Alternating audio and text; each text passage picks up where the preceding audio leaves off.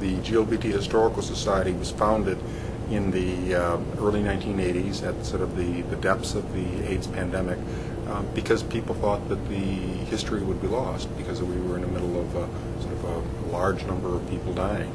As you look back here, you can see these shelves here with our archival boxes. And we walk over and take a look at one of these shelves here.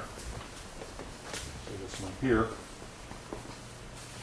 This gives you an idea of a box and what's in the box. This box happens to contain several different files of different people's papers relative to HIV/AIDS.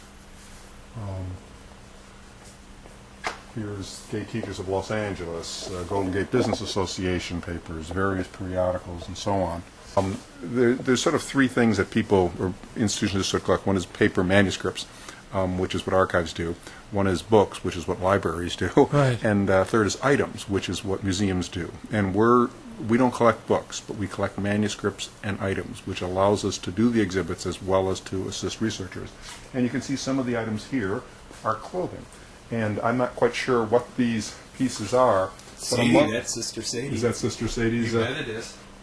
One of the original Sisters of the Perpetual Indulgence. But among the items we have here are gowns from Sylvester, gowns from Jose Sarria, the first empress. No kidding. We have other materials, probably most famously, Harvey Milk's estate donated the suit that he was wearing the day he was killed. Wow. So we have a series of fabrics and so on. Actually, I have sort of a mishmash here of some items that relate to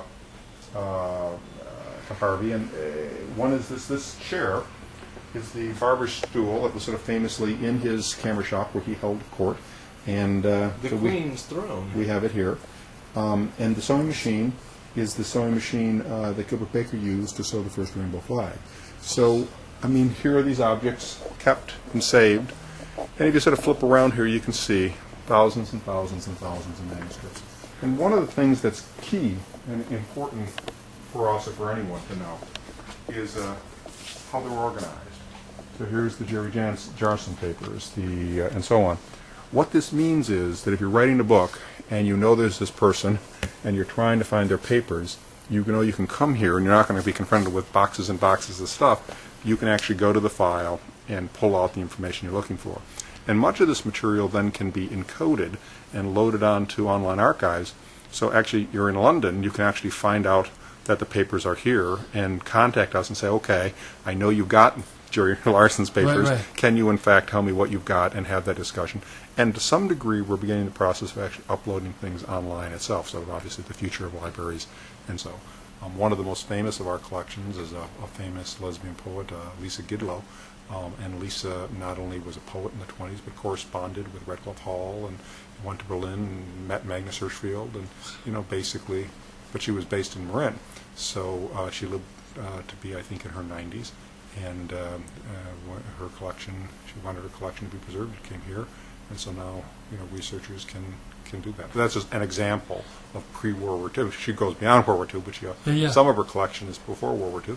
Also, some of her collection touches on things far beyond Northern California. And this is our film and video, and these are various collections of material. For example, within our film collection, home movies, there was a fellow named Harold Neal. And Harold Neal. And Harold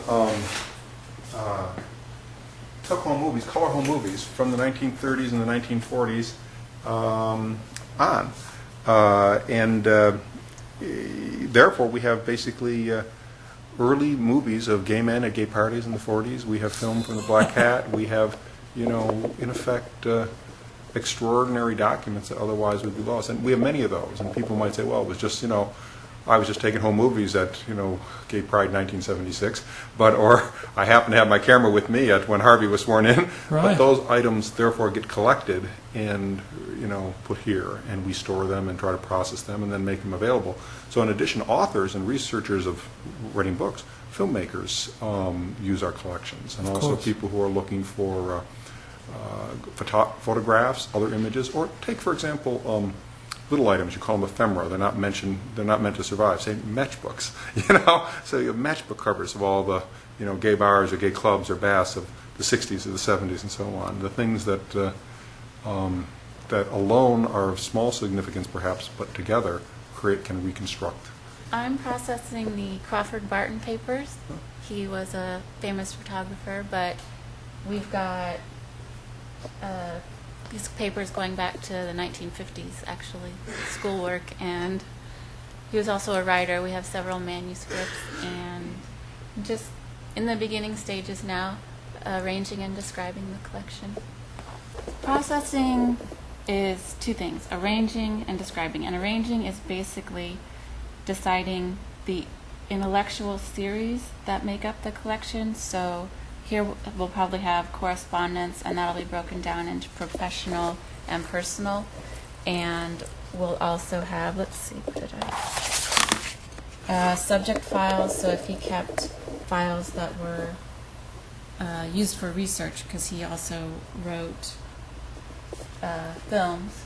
And then his diaries will be a series, and journals, and then manuscripts. So it's basically deciding how they're going to be arranged, and then describing them so that the researchers can find where the things are. Well, the Society is a small institution, so meaning right now our budget's under $500,000, and we have only a couple of staff. And what our goal is to, over the next 4 years, grow to $1 million annual budget, and hopefully relocate to a different facility. We're now on a third floor space right around the San Francisco downtown, right around from the corner from the Museum of Modern Art. We'd like to have a larger space. Perhaps we can get one specifically designed for us. And if we get there in, say, 5 years, we think we also need to be a larger institution at about $1 million.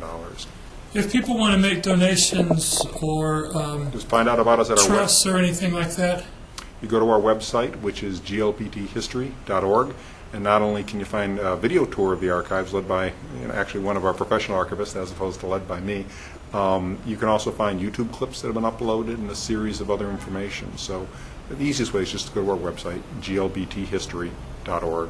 But frankly, if you Google, gay history in San Francisco, we're going to pop up because we're one of a few such institutions in the world. right?